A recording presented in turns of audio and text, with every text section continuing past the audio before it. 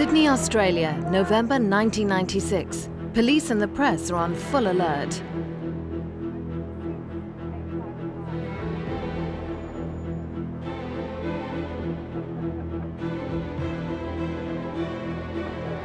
For the guests and dignitaries gathering at the Sydney Entertainment Centre, this is the most prized entry in the social calendar, the night they dine with Diana.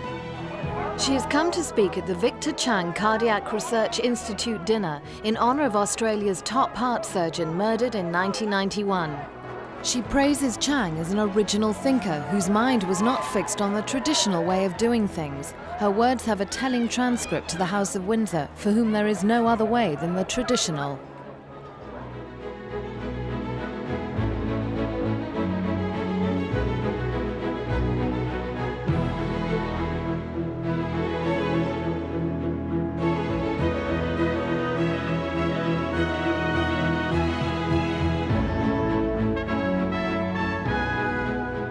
Princess Diana last visited Sydney in 1988 with her husband for the bicentenary celebrations.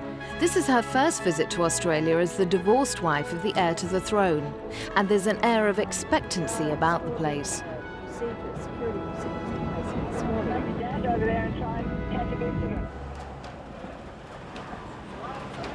Lord Artchur, who has advised her at some of the most critical moments of her public life, believes her appeal is undiminished by her altered status. We're talking about a superstar here. She's immensely popular worldwide. She's a highly attractive woman and comes over to the man and the woman in the street as a caring, decent person. And there's no getting away from this. You can't suddenly invent her the next day and say, nobody loves her, we don't care any longer. I think the problem is that Princess Diana will live to 90, and this isn't going to go away. Today, that level of interest has not changed. The crowds still turn out to see her, talk to her, touch her. She's returned to the country she once toured in triumph as future queen. When she came in 1983 with Prince Charles, her appeal was one of the strongest weapons in the palace armoury. The House of Windsor did not hesitate to show off the young princess to the former dominions, Australia, New Zealand and Canada, where the Queen is head of state. In her Panorama interview, Diana said of the 1983 visit, "We had a 6-week tour, 4 weeks in Australia and 2 in New Zealand. By the end, when we flew back to Britain, I was a different person. I realised the sense of duty, the level of intensity of interest, and the demanding role I now found myself in."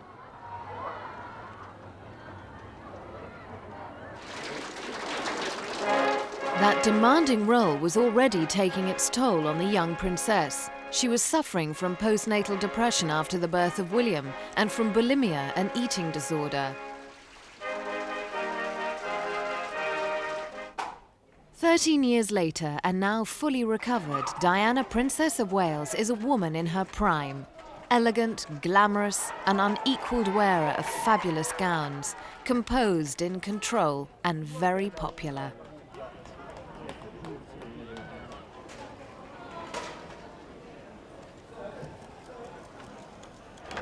Go for her, go on.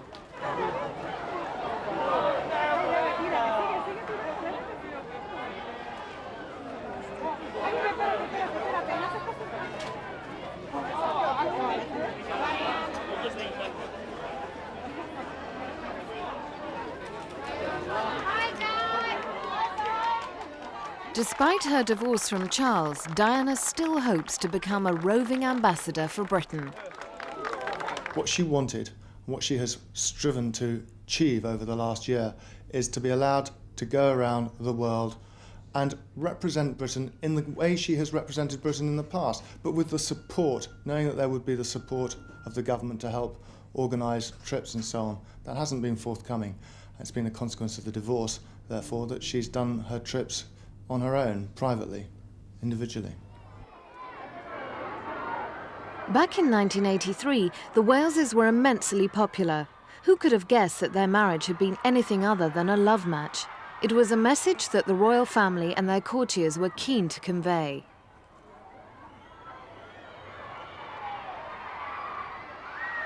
The warmth which greeted the princess enhanced her husband's image. Together, Charles and Diana were a dynamic partnership. Underneath, Diana was learning to cope with insuperable pressures while still full of doubt and lacking self-esteem, the root cause of bulimia which blighted the marriage. Had William been left in Britain, Diana may have been unable to cope with this long separation from her newborn son. However, Malcolm Fraser, the Australian Premier, arranged a temporary base for William so that Diana could be close to her baby. But on a trip to Canada later that year, Diana was compelled to leave William behind. The pressure on her was mounting, her suffering kept under cover. Asked on Panorama if she had felt she had to perform, Diana said, "I was compelled to go out and do my engagements and not let people down." In turn, the public supported her, carrying her through the difficult times.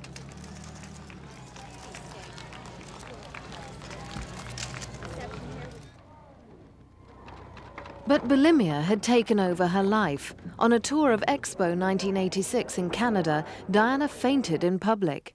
She had been surviving on a diet of Mars bars. Charles was embarrassed by her failure to maintain royal decorum.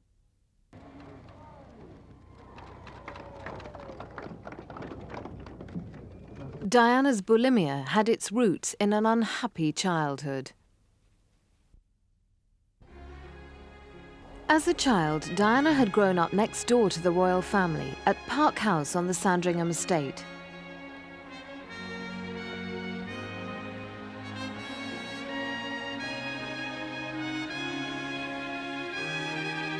She was a girl much above the ordinary, the youngest daughter of the 8th Earl Spencer. She was the flower of British aristocracy. It seemed a protected, charmed life, but the family split after parental rows. When Diana was 6, her mother Frances left home. The children remained in their father's custody.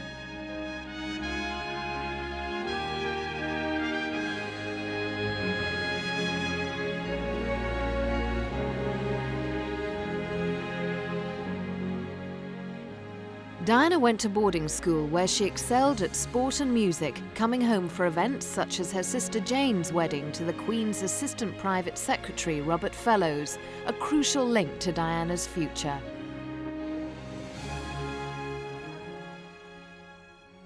She'd take it all in her stride. I think she'd always be like that.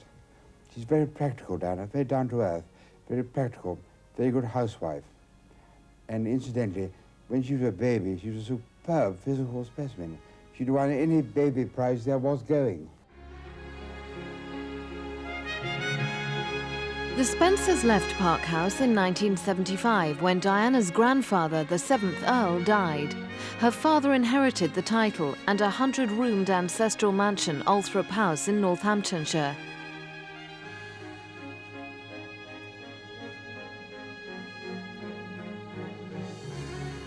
The Spencer line can be traced back to the Normans and beyond. There are links to Charles II. Diana's family can boast more English blood than the Germanic House of Windsor. The Honourable Diana Spencer became Lady Diana Spencer, entering adult life fully aware of her aristocratic background. I called my daughter Diana after her, because she's one of the old family names of the middle of the 18th century. There have been links with the monarchy and with the nation as a whole since the 17th century, really, because one of my ancestors was virtually Prime Minister to 3 kings, Charles II, James II, and William and Mary. And ever since then, there have been very close links with the royal family. I mean, Queen Mary was one of my godmothers. Prince of Wales, those days, was one of my godfathers. And my mother was a lady-in-waiting. And now my daughter has married the Prince of Wales. Becoming Princess of Wales was a dynastic prize. When Diana won it, her father's pride and delight was without bounds. On that glorious July morning, almost none of the world's 750 million television viewers had any idea of the truth behind the wedding of the century. Front row privilege in St Paul's Cathedral was given to Diana's closest friend, Sarah Ferguson, who knew many of her secrets. With Diana's maternal grandmother, Lady Fermoy, were her sisters Jane and Sarah. They knew of Diana's fears the day before the wedding and had comforted her, joking, "Your face is on the tea towels, so you're too late to chicken out now." As mother of the bride, Frances Shand Kidd, still strikingly attractive, returned in triumph to the court which had virtually exiled her after her bitter divorce from Diana's father. Diana's grandmother, Lady Fermoy, a close confidant of the royal family, had serious doubts about Diana's suitability as a royal wife. Well, she certainly said so to people, yes. But I think that that's the nature of being a courtier, that unfortunately you don't tell your employers what they don't want to hear.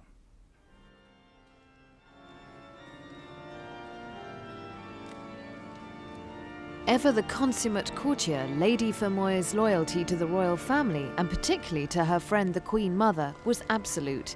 In their minds, Diana was the right choice for Charles.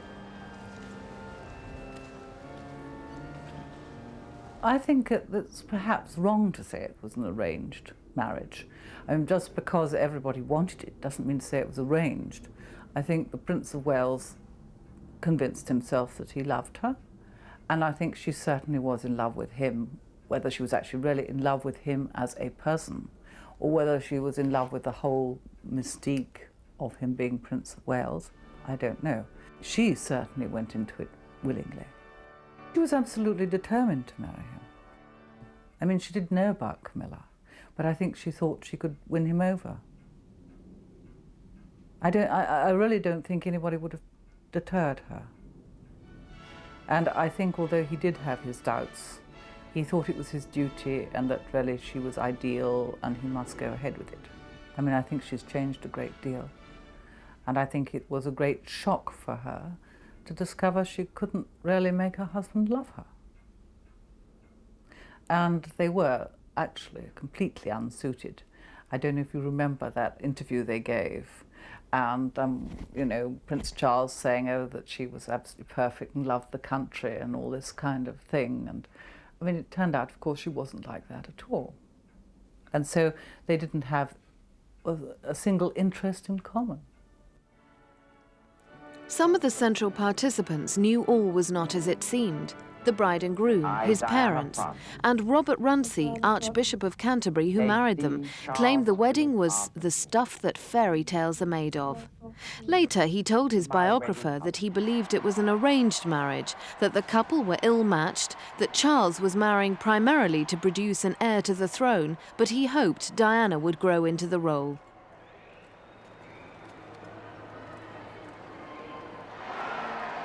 Both families had achieved an excellent piece of dynastic family planning.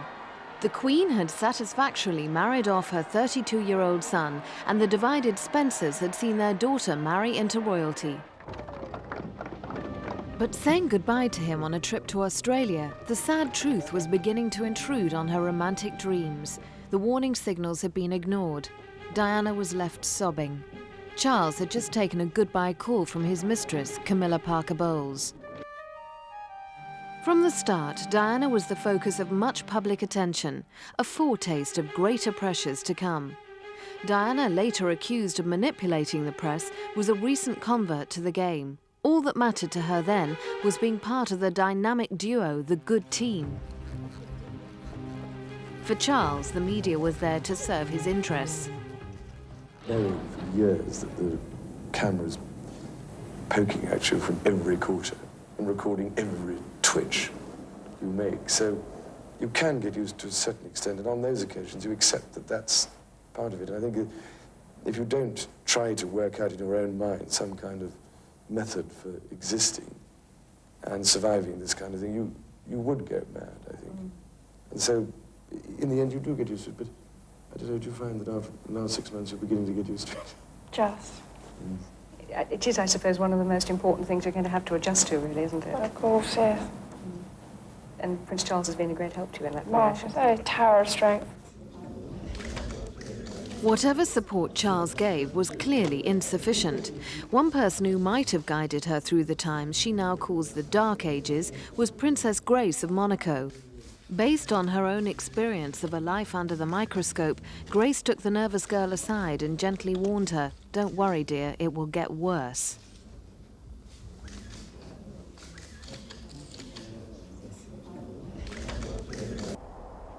When Grace died tragically after a stroke which caused fatal injuries in a car crash in September 1982, Diana personally asked the Queen for permission to represent her at the funeral. Privately, Diana was unable to bear the pressures of her life. A few months after her wedding, she threw herself down the stairs at Sandringham. You have so much pain inside yourself that you try and hurt yourself on the outside because you want help. But it's the wrong help you're asking for. People see it as crying wolf or attention-seeking, and they think because you're in the media all the time, you've got enough attention, inverted commas. But I was actually crying out because I wanted to get better in order to go forward and continue my duty and my role as wife, mother, Princess of Wales.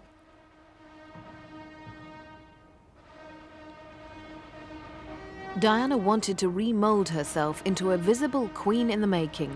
At the state opening of Parliament in 1984, she appeared with her hair in an upswept chignon, but the publicity eclipsed the serious nature of the occasion.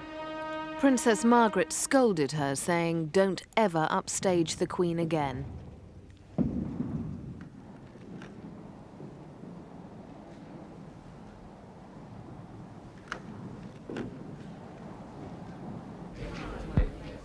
Charles's friends criticised her appearance.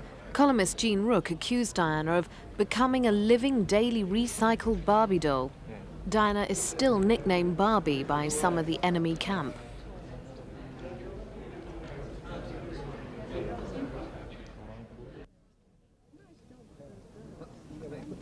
Charles spent more time hunting and playing polo.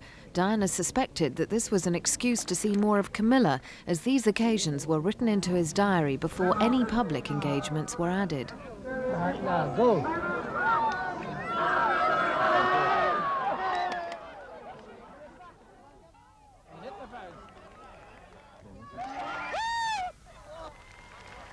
Diana and Charles still put on a show of affection in public.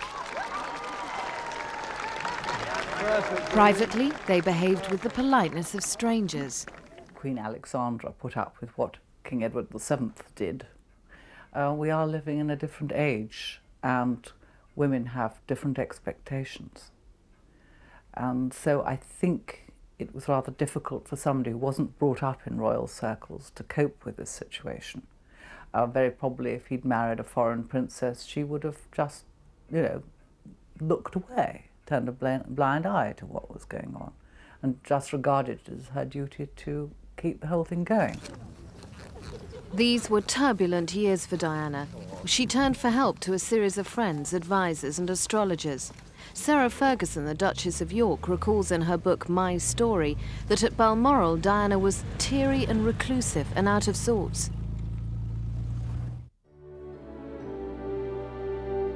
Diana's father was a vital prop in these difficult times when her marriage was disintegrating. Sadly, he died in March 1992. His funeral was a harrowing occasion for all his family. Prince Charles arrived just in time by helicopter, following an alleged private meeting with Camilla. Earl Spencer had lived on borrowed time after a brain hemorrhage, and seeing William, the heir in line, growing up was precious to him, as he recalled in a television interview. William was 5 yesterday. I thought of that. I might not have been there, but I was there and able to ring him up and talk to him on his 5th birthday, which was great fun.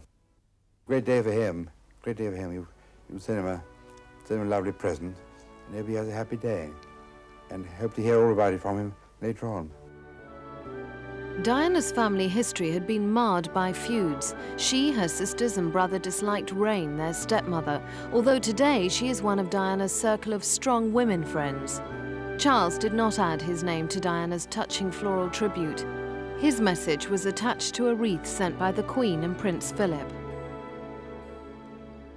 Charles attended Earl Spencer's memorial service with his wife and sons. The show of togetherness was deceptive. Charles had felt obliged to join Diana for appearances' sake at other Spencer family gatherings in the past.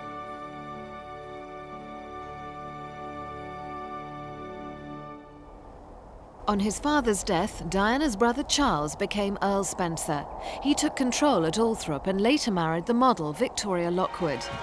Prince Charles accompanied Diana to their wedding in 1989. Their marriage ended in separation after the fragile Victoria became unable to cope with her problems. They too fell prey to the Spencer family curse of unhappy marriages. On holiday with King Juan Carlos of Spain and his family, Diana's frailties left her struggling to hide her unhappiness and her bulimia, whilst projecting a happy family image out of duty.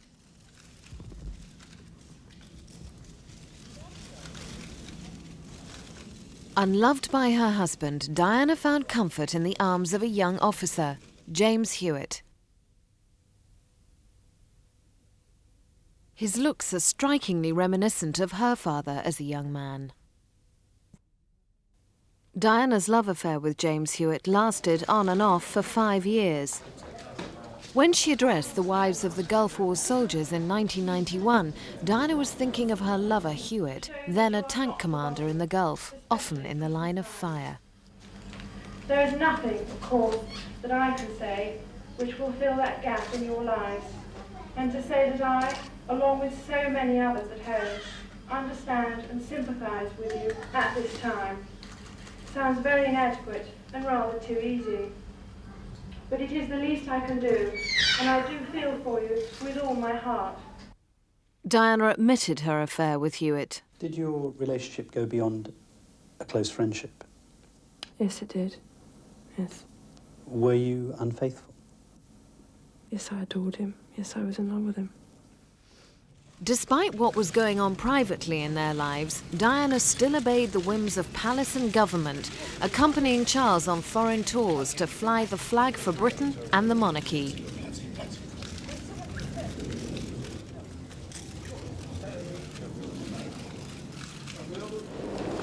She admitted she had suffered from rampant bulimia in these years.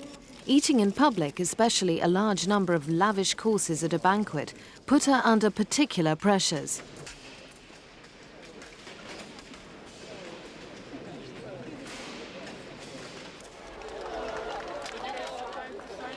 But friction in the marriage grew over Diana's escalating popularity. Diana claimed that Charles was a proud man. He found her ascendance too hard to bear, and he ended the double act.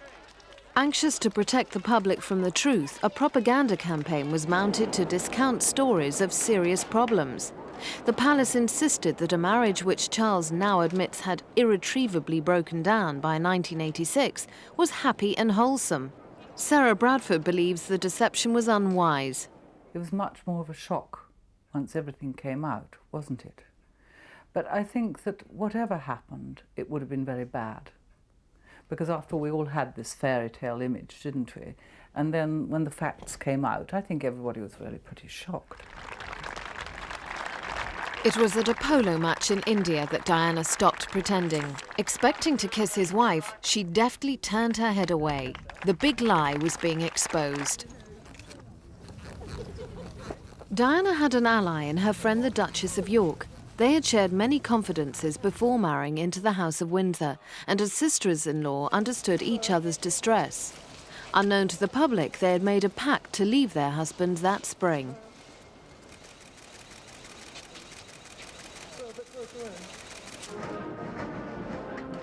Both deeply unhappy, Diana and Fergie had resolved to break from palace control and begin afresh in a search for happiness which had so far eluded them.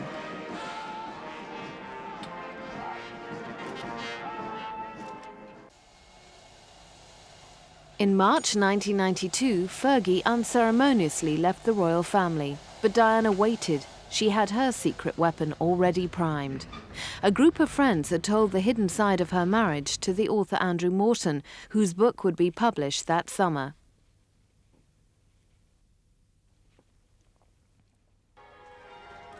One of those friends was her former flatmate, Carolyn Pride.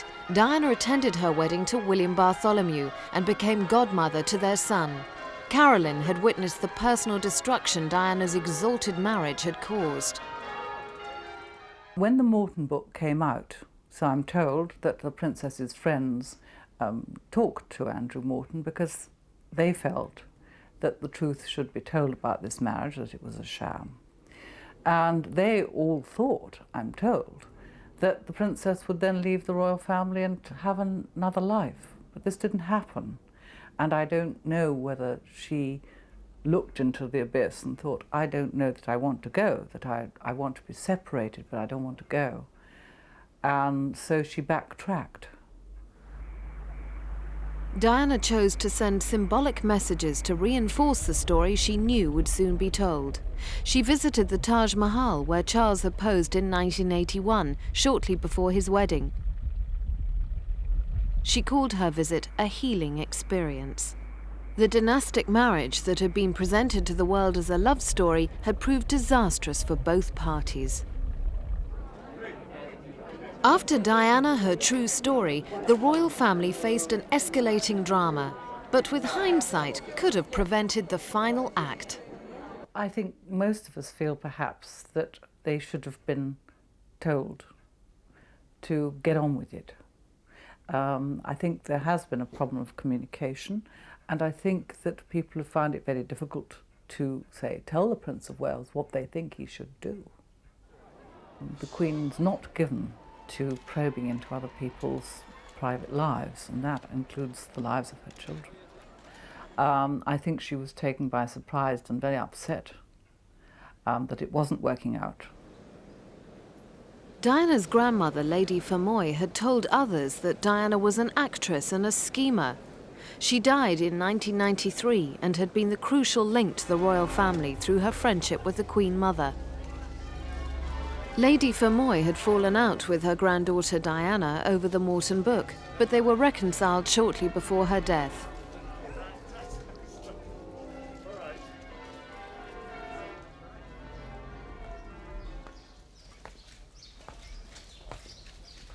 The old lady also patched up a long rift with her daughter, Frances, dating from her divorce when Lady Fermoy had testified against her over the custody of the children. Charles genuinely grieved for Ruth Fermoy. She had given him and the royal family the kind of unquestioning loyalty he expected from his wife. After exposing the sham marriage in Diana, Her True Story, Diana suffered reprisals. A tape of an intimate conversation between Diana and an old friend, James Gilby, was made public. Her friendships with other men were also made public. A series of phone calls made to the art dealer Oliver Hall were leaked to the media. Her relationship with rugby player Will Carling became front-page news. Shortly afterwards, he separated from his wife Julia. After the publication of the notorious Camillagate tape, Diana found her role increasingly marginalised as Charles's office orchestrated a relaunch campaign. Following a disastrous tour of Korea in November 1992, the Wales would never again be sent abroad as joint representatives for Britain. John Major brokered a deal whereby the warring couple would live separately, but would preserve the official side of their union. He hoped that with arrangement, Diana could still become queen.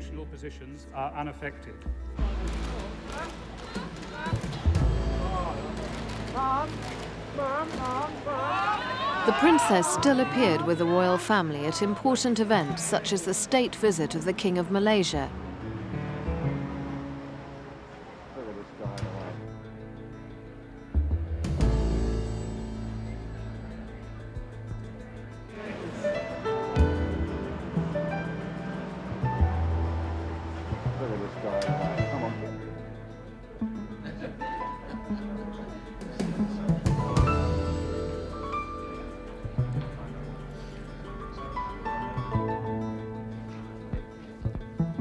This is the last time Diana joined the House of Windsor for such an occasion. Her potential as a great queen consort, all too sadly evident.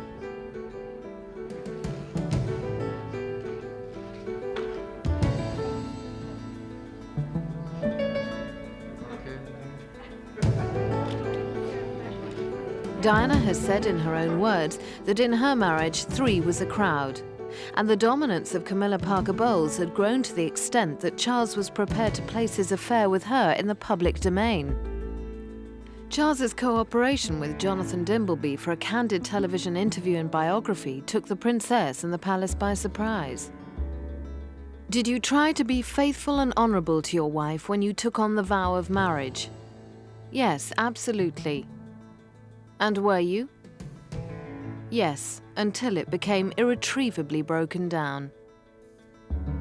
Diana's decision in December 1993 to withdraw, at least temporarily, from public life climaxed with a dramatic speech which she planned to make at a charity function. The palace and the Prime Minister's office manoeuvred behind the scenes to make sure she was stage managed as smoothly as possible. Her friend Lord Archer's role was to steer her through this traumatic event. We got her on stage at the end of the meal. And I introduced her, and I simply said, Her Royal Highness Princess of Wales would like to make a statement. And she was trembling. And she was very, very, very, the whole thing was. Her Royal Highness, the Princess of Wales, would like to make a short statement. Your Royal Highness.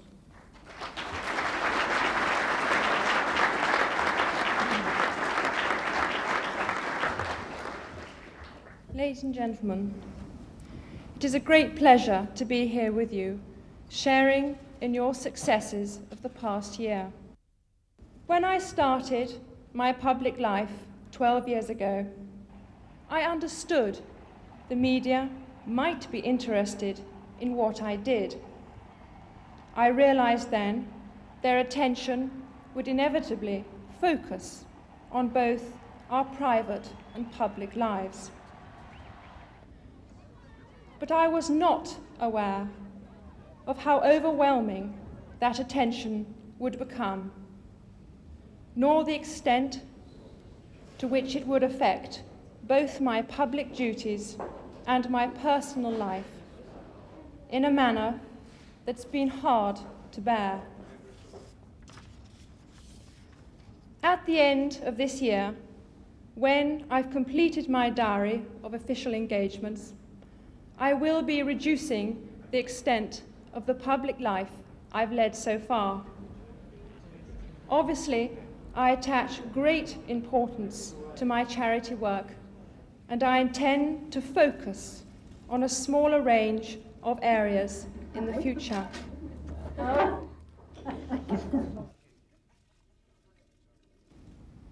Over the next few months, I will be seeking a more suitable way of combining a meaningful public role with hopefully a more private life.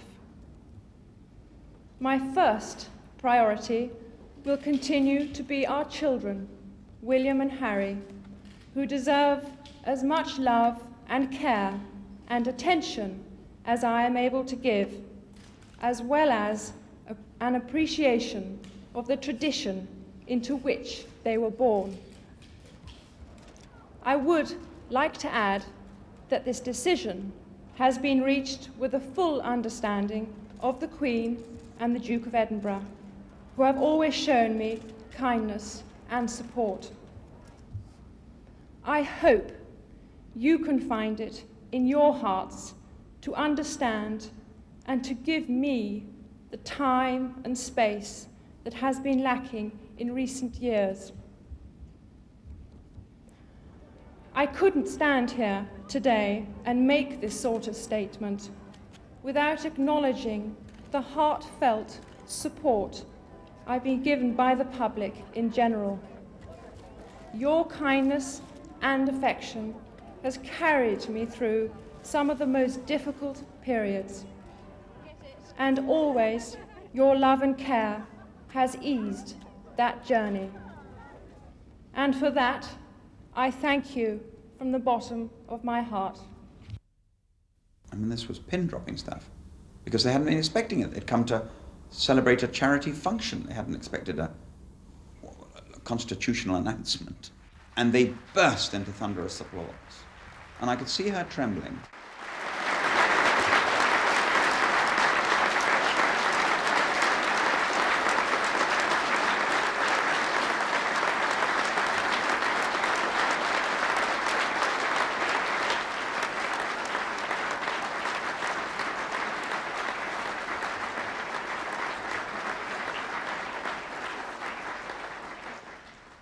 Your Royal Highness, I know I speak for all of us when I say we sympathize with the decision you have taken.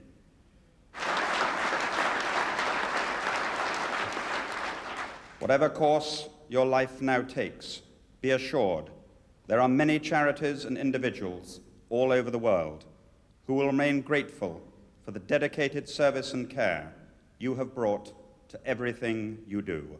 On behalf of those people who cannot be with us today, thank you. Ladies and gentlemen, Her Royal Highness, the Princess of Wales. Lord Archer took control of the situation. Follow me, ma'am. Walked down into the audience, and she just followed. And they remained standing and cheered her all out of the room. Took her back to the palace, and I remember leaving the palace, I don't know, 20 minutes later, thinking, God, poor woman. She's gone through all of that, and now she's on her own. And no one there at all. I mean, no one. It's not as if... I mean, I suppose some people who read stories about princesses think there are hundreds of people running around getting food and turning on televisions and bringing people in to meet her. There was one man, who I think was called the Equerry, and he left at 6. So she's in this great big house, all on her own. And I remember going back to my wife and saying, you know, wouldn't it be lovely to take her to dinner? Of course we can't. You can't ring up a princess and say, would you like to come to dinner? But I remember that evening vividly, thinking she must be very lonely. And then I reported what had happened during the day back to the Prime Minister, and that was the end of it. And she, in her typical good manners, she's a beautifully mannered woman, sent a handwritten note round here the next day with a small present, saying thank you for taking care of me during the day. Again, typical of her beautiful manners. Diana returned to public life the following year. The need to honour the brave and the dead of World War II meant that she took her place with other royals on commemorative occasions. Seen behaving with respect and dignity at these sad remembrances, alongside the Queen, there is a sense of loss. Diana is the Queen that never was.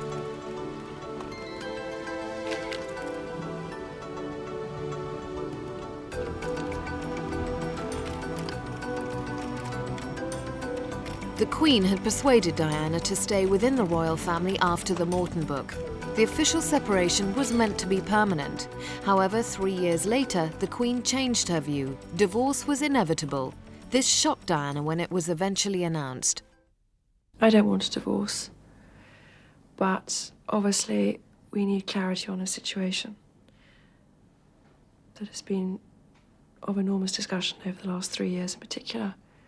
So all I say to that is that I await my husband's decision of which way we are all going to go.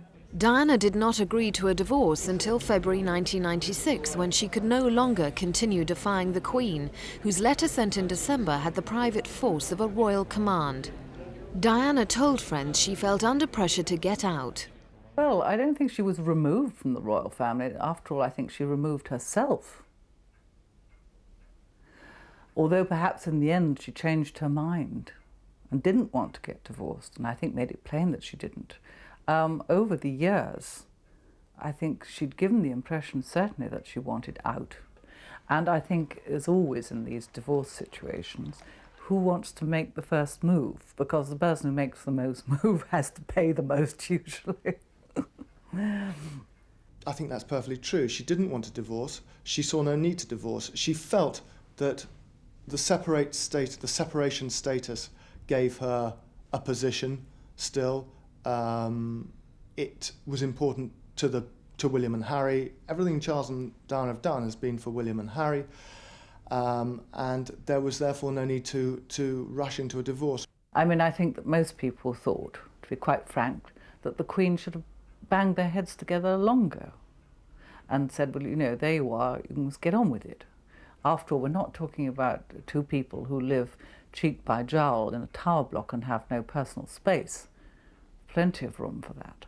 So the trouble was, it just went on until it was poisonous. As part of her divorce settlement, Diana received £15 million. At their final meeting, she dissuaded Charles from having a note-taker present. She told him she had always loved him, she had no regrets about marrying him, and she was agreeing to a divorce against her wishes. She was an asset we could never have dreamed would be so good. And you see it when the crowds turn out and their reaction to her. I think most people, and I may be wrong, but my reading is that most people are very sorry about the divorce. They're very sad about the divorce. That they would have liked that to go on. They would have liked them to go on as Prince and Princess of Wales. With the divorce, hopes of Diana becoming Queen ended. She had claimed that the establishment she married into saw her as a non-starter for Queen. Her huge pulling power abroad did not secure her future at home. I'd like to be a queen of people's hearts, in people's hearts. But I don't see myself being queen of this country. If she doesn't want to be queen, she doesn't want to be queen. You could say that she doesn't like the idea.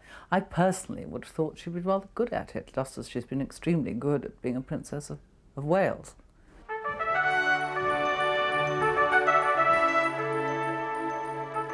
In 1992, and still an official member of the royal family, Diana appeared on the Buckingham Palace balcony for the last time. On her divorce, the Queen removed the title, Her Royal Highness. It was an unpopular move. As the mother of a future king, she should be accorded the title HRH, Her Royal Highness. Others decided that it was not to be, but it looked more and more like an act of punishment, really, for the way the princesses behaved. Diana, of course, indicated at the start of the process, back in February 1996, that she would be willing to give up her title because she felt she was taking a back seat from now on. But I think she always hoped that it would never come to that. I think she felt that she needed to have that title, principally, as I say, for Prince William and Prince Harry's sake. Once you are divorced, you are, after all, no longer a real member of the family, are you? In anybody's family, this is true. And therefore, you no longer, in their view, have the right to that title. But I think that it did appear petty. And there is also the problem of her being the mother of the future king. And so some people thought that it would have been better to have left the HRH. When she heard that she would no longer be Her Royal Highness, Diana cut over 100 charities of which she was royal patron or president. Her presence will be sadly missed, and her love and affection will never be replaced.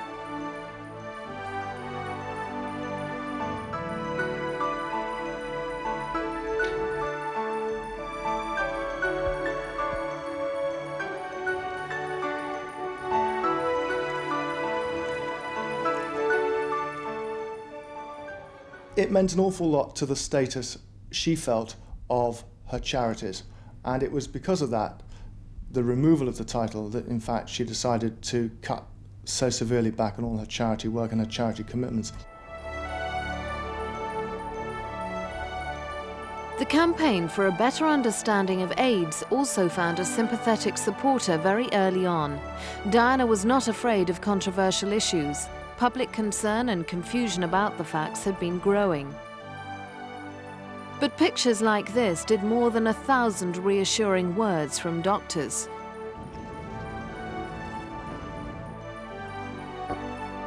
Now officially out of the royal family, Diana's future role is uncertain. On a private trip to Argentina, she had hoped to improve relations with Britain. Some felt that she lacked the diplomatic training and experience for such a mission, no matter how well she was received.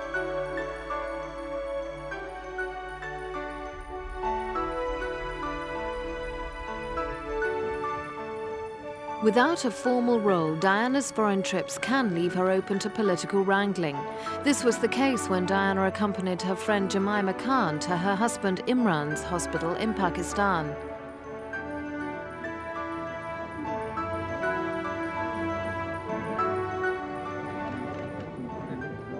There are problems. I mean, there was that business when she went to see Imran and Jemima Khan in Pakistan and got very involved in politics. She didn't mean to. But simply by the act of going to see them, that was regarded as a political act in Pakistan.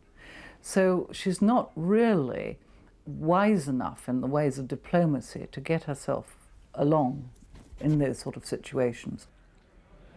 Diana's international acclaim is particularly evident in the United States. This is one of the nicest British invasions that the White House has ever had. It's because she is a woman who has had a tireless commitment to the homeless, to AIDS, cancer, leprosy, and other health issues. Hillary Clinton is one of the strong women who give Diana inspiration. As her life changes, Diana has moved into a new circle of friends, women with international experience. One is Lady Elsa Boker, the widow of a British ambassador. Her diplomatic advice is invaluable to Diana.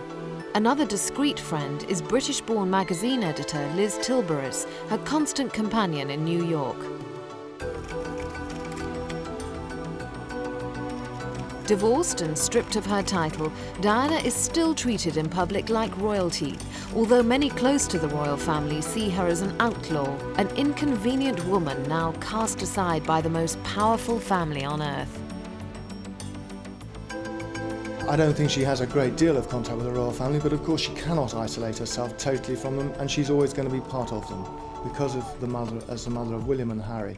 So she will still be seen, albeit increasingly rarely, I think, with the royal family on certain state occasions when William and Harry are there too. But there isn't a great deal of contact. There really doesn't need to be. I don't think they want a great deal of contact with her, and she doesn't want a great deal of contact with them. For Diana, Christmas and Easter will mean separations from her children, who spend those holidays with the Queen, who is grooming William for kingship. I think that he'll be properly trained. And I think that, well, you know, if you have that position, you have those privileges, you just get on with it. On his accession to the throne in years to come, William might restore the title HRH taken from his mother on her divorce.